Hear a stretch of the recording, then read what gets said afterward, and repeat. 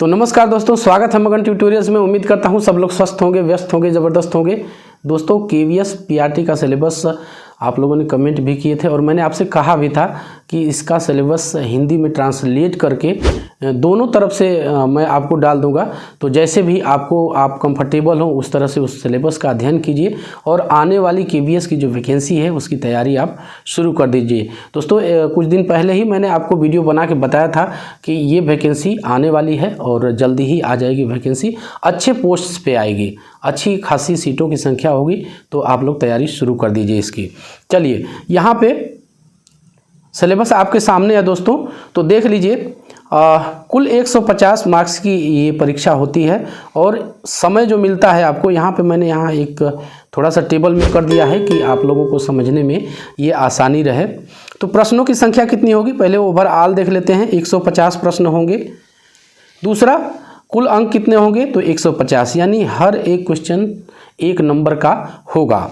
अब 2 पार्ट होंगे, पेपर एक ही है लेकिन उसमें 2 पार्ट होंगे। पहले पार्ट में देख लीजिए, यहाँ पे पहले पार्ट में मैं आपको दिखा देता हूँ। जनरल इंग्लिश है और सामान्य हिंदी है। प्रश्नों की संख्या 10-10 रहने वाली है और वही 1 नंबर का प्रश्न आपसे पूछा जाएगा। पार्ट 2 में ये सब्जेक्ट्स हैं, देख लीजिए। सामान्य ज्ञान, समसामयिक घटनाएं, इसमें 10 क्वेश्चंस रहेंगे। रीजनिंग रहेगा आपका 10 का। कंप्यूटर साक्षरता है ये 10 नंबर का। शिक्षण शास्त्र यानी पेडागोजी रहता है दोस्तों, यानी बाल मनोविज्ञान, बाल विकास और बाल मनोविज्ञान इसमें रहता है। तो मेनली आपको जो बेसिक टॉपिक्स होते हैं वही पढ़ने होते हैं इसमें। और यदि आप C-TET हैं तो निश्चित रूप से आप पढ़े होंगे इसको, तो आप निश्चित रूप से इसमें कोई आपको दिक्कत नहीं होने वाली है। विषयगत ज्ञान, तो इसमें सब्जेक्ट्स 3-4 सब्जेक्ट्स होते हैं, अभी नीचे मैं उसको आपको दिखा दूंगा। उसमें से आपको जो सामान्य जानकारी है वही पूछी जाती है जो प्राथमिक कक्षाओं में पढ़ाने के लिए ज़रूरी होता है। प्राथमिक कक्षाओं में आप सभी जानते हैं दोस्तों कि सारे सब्जेक्ट्स आपको लगभग पढ़ते हैं। तो वो चीज़ें मैं आपको दिखा देता हूँ यहाँ पे। इसको कोर लैंग्वेज कॉम्पिटेंसी लिखता है वहाँ पे, तो समझने के लिए मैंने इसको अलग अलग कर दिया है दोस्तों। देख लीजिए यहाँ पे, यहाँ इसको थोड़ा सा मैं ऊपर लाता हूँ, ये तो आप लोग समझ गए होंगे। देखिए यहाँ पे है जनरल इंग्लिश है, ये सब्जेक्ट कंसर्न है, आप समझ लीजिएगा इसको। जनरल इंग्लिश में क्या क्या पूछा जाने वाला है आपसे, आर्टिकल्स, डिटर्मिनल्स, प्रीपोजिशंस। तो नॉर्मली जो आप हम कहें कि ग्रामर पढ़ते हैं और ग्रामर का सामान्य ज्ञान आपको होना चाहिए। बाकी ये इसको मैं टेलीग्राम पे डाल भी दूंगा दोस्तों, डिस्क्रिप्शन में उसकी लिंक होगी। आप वहां जाके ज्वाइन होकर आराम से इस PDF को डाउनलोड कर सकते हैं। और इसकी आप हार्ड कॉपी रखिएगा दोस्तों, क्योंकि जिस बिंदु को आप पढ़ लेते हैं, जिस पॉइंट्स को आप पढ़ लिए हैं, जो पॉइंट्स आपके तैयार हो गए हैं उसको आप मार्क कर लेंगे। तो इस तरह से आप सारे पॉइंट्स तैयार करके अपनी तैयारी को अच्छा कर सकते हैं, परफेक्ट कर सकते हैं दोस्तों। तो ये है। दूसरा सामान्य हिंदी है, तो इसमें भी सामान्य जो व्याकरण है वही पूछा जाता है। व्यवहारिक व्याकरण लिख भी दिया है यहाँ पे। भाषा, संज्ञा, सर्वनाम, विशेषण, इस तरह से ये चीज़ें आपको देखनी होगी।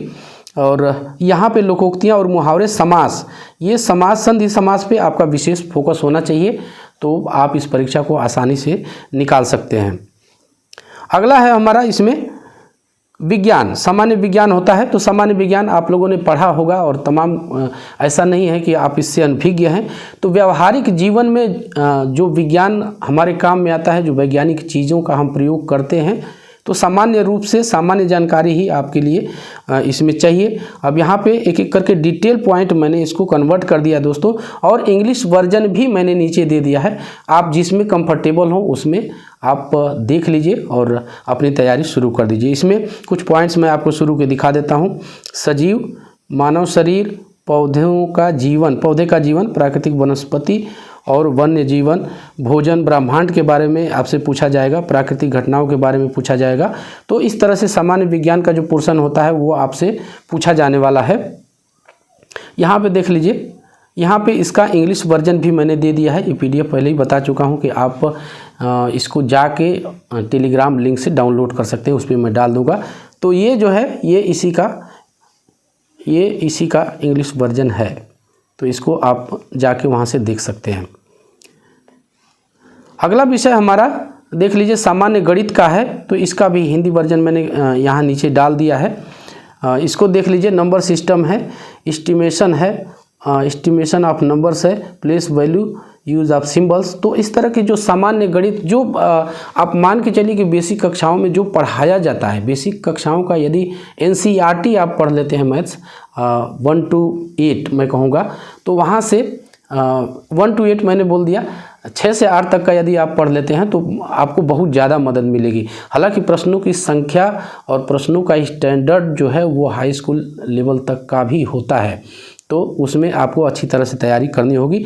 यहाँ सारे पॉइंट्स मैंने आपको दे दिए हैं, और जो हिंदी पृष्ठभूमि के बच्चे हैं उनके लिए मैंने इंग्लिश वर्जन भी दे दिया है दोस्तों। तो यहाँ से आप इनकी तैयारी आप कर सकते हैं। जैसे संख्या पद्धति है, कुछ पॉइंट्स मैं आपको बता देता हूँ।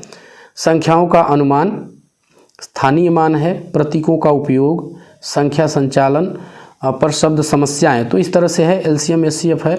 यही सामान्य गणित के जो टॉपिक्स होते हैं जो बेसिक कक्षाओं में पढ़ाए जाते हैं वही आपसे पूछा जाता है दोस्तों।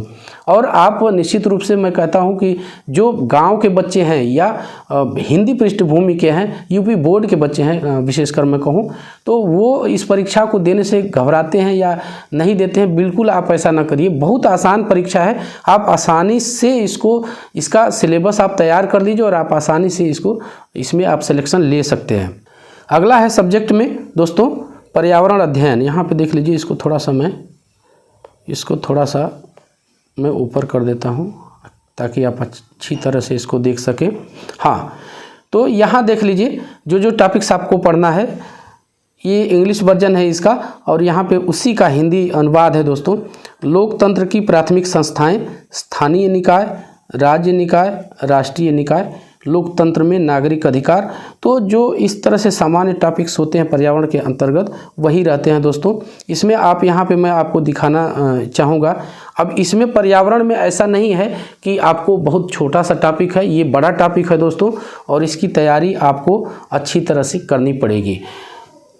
तो ये सारी चीज़ें हैं, आप इनको देख सकते हैं। और इसका मैंने पहले भी कहा आपको कि हार्ड कॉपी निकाल के इसकी और आप इसकी तैयारी शुरू कर दीजिए। तो बस दोस्तों यही था आज की इस वीडियो में। उम्मीद करता हूं कि आपको ये वीडियो पसंद आई होगी, और यदि आपकी कोई क्वेरी है, यदि आपका कोई प्रश्न है तो आप निश्चित रूप से हमें कमेंट कर सकते हैं। हम उसका यथासंभव सलूशन बताने की कोशिश करेंगे दोस्तों। चलते चलते एक रिक्वेस्ट ज़रूर करूंगा कि आप लोग इस चैनल को कृपया लाइक, शेयर और सब्सक्राइब ज़रूर कीजिए दोस्तों। जब आप ऐसा करते हैं तो हमें एक मोटिवेशन ज़रूर मिलता है। मिलते हैं अगली वीडियो में, तब तक के लिए नमस्कार।